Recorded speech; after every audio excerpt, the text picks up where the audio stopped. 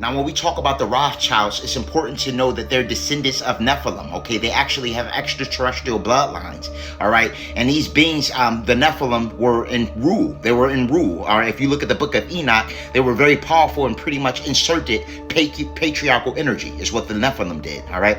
These same Nephilim forced themselves upon women on the land, all right? And when they forced themselves upon the women of the land, they gave offspring to these entities, all right? Humanoid entities that still harness the same Nephilim mindset, basically. Now, some individuals are under the impression that the Nephilim were wiped out after the flood, but that's not the case. All of the Nephilim didn't perish, okay? There were Nephilim before as well as after the flood. And these same entities actually control and manipulate the banking systems, okay? And they put draconian symbolism on the dollar, all right? They put ancient esoteric symbolism on the dollar that's dark sigil magic, all right? The God on the dollar could represent gold, all right, oil and drugs, but it also could represent ancient extraterrestrial beings known as Gomar Az-Dabar, which was the personification of wisdom, strength, and beauty, which were three different extraterrestrials that they pay homage to and worshiped and venerated.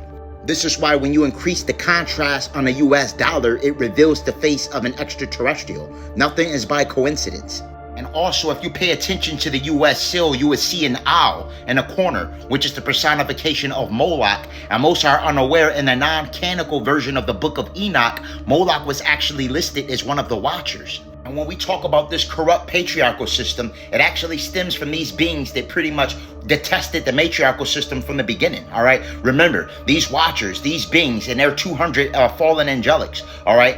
When they actually came on the land, their objective pretty much was to take women for themselves, all right? And a lot of those babies, all right, because they were conceived out of fear, came out giant, grotesque giants, and a lot of the women didn't make it, all right? But they're the ones to blame, all right? They're the ones to blame, as well as the Anunnaki. A lot of the malevolent factions of the Anunnaki are also associated with these beings as well.